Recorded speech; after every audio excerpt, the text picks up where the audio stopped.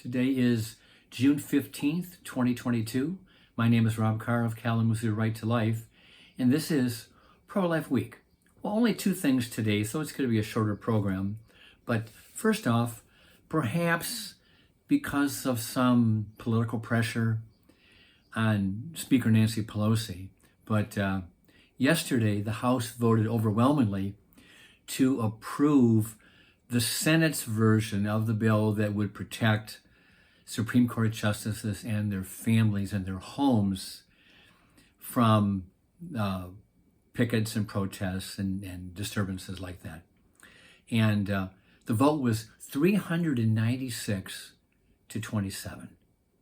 So you have to ask, okay, who are these 27 knuckleheads who can't find within themselves enough moral gumption to vote for a bill that has overwhelming support in the Congress? Who are these 27 people? Well, I had a chance to look at their names, and some of them I'm not familiar with. I mean, we're not familiar with every congressman of the 435 congressmen in Congress. You know, I only know a handful, but there were some names of people I did recognize. So I'm just going to go through their names. These names may mean nothing to you, but maybe if you've been watching news, you know, their names do crop up every now and then. So here's a partial list of the 27. Cori Bush, Congresswoman from Missouri. I think she's from the St. Louis area. Pramila Jayapal of the state of Washington. And I've seen her in the news a lot. She's a real radical. Barbara Lee of California. I'm familiar with her. Our favorite, Alexandria Ocasio-Cortez, AOC of New York. She voted against it. Ariana Presley of Massachusetts, another radical.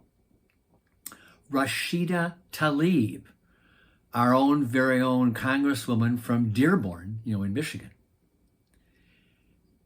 Maxine Waters, and we all know Maxine Waters from California.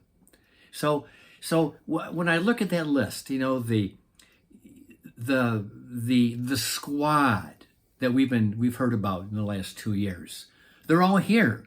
We've got Jayapal, AOC, Presley, and Tlaib. That's all four of them. So, I'm not surprised. I'm just not. And the reason they voted against the bill was because they wanted it to include the justices, law clerks, and other employees. So even in this area where they were unwilling to compromise and allow the funding just for the justices' homes, because really, when it comes down to it, who are the people to make the decisions? Well, it's not the law clerks. It's not the other employees. It's the judges. It's the justices. And if you're going to picket their homes in such a way to affect the outcome of a decision, of a pending decision, well, that's a pretty big deal.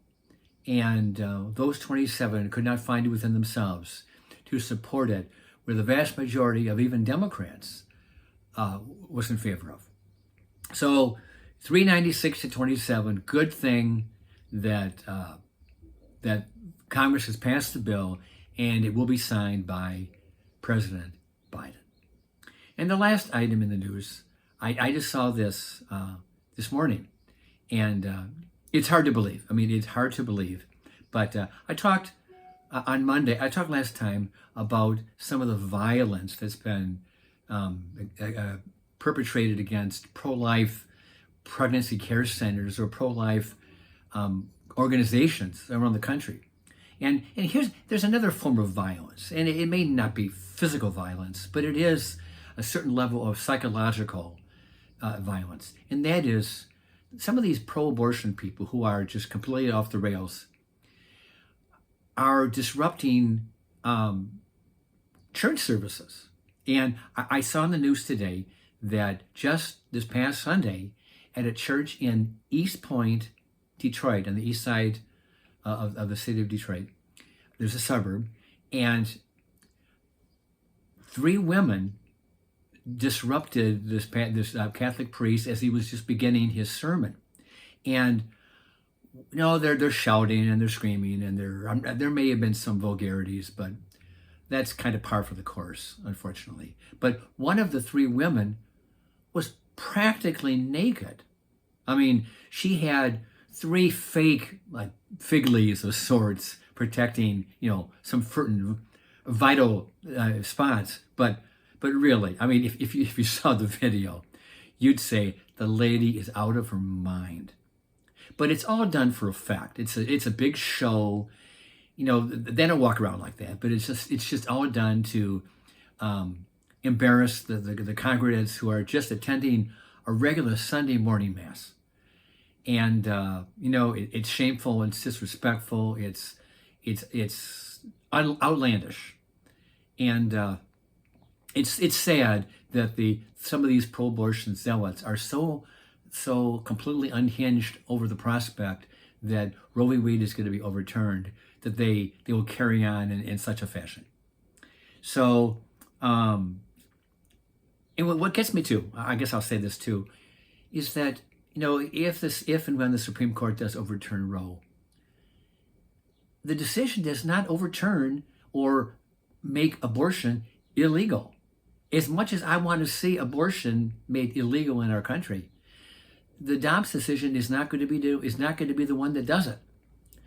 All Dems does is it will return the issue to the states. So liberal states like California and Illinois and Massachusetts and New York, they will pass, or they've already passed, extremely liberal pro-abortion laws to protect abortion basically through on 9 months of pregnancy.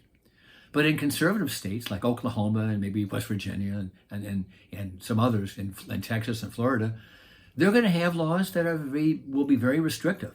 And perhaps they will even outlaw abortion through all 9 months from the moment of conception, which is a good thing.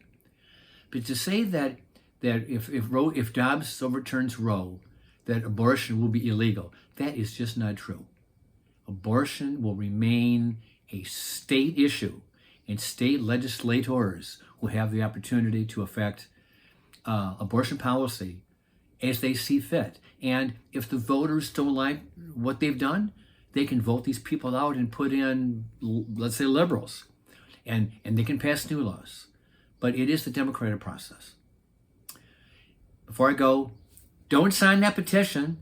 Don't sign it. You know what I'm talking about. We have no idea how many signatures the other side has collected, but they have just under a month to go. I think July 11th, is the day they have to turn in signatures, or maybe it's July 1st. They have to hand over the signatures to the State Board of Canvassers. So we shall see if they have collected enough signatures to put this on the ballot.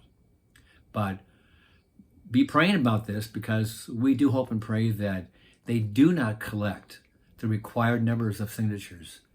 So the issue will just die. With that, I will let you go, and I'll see you next time.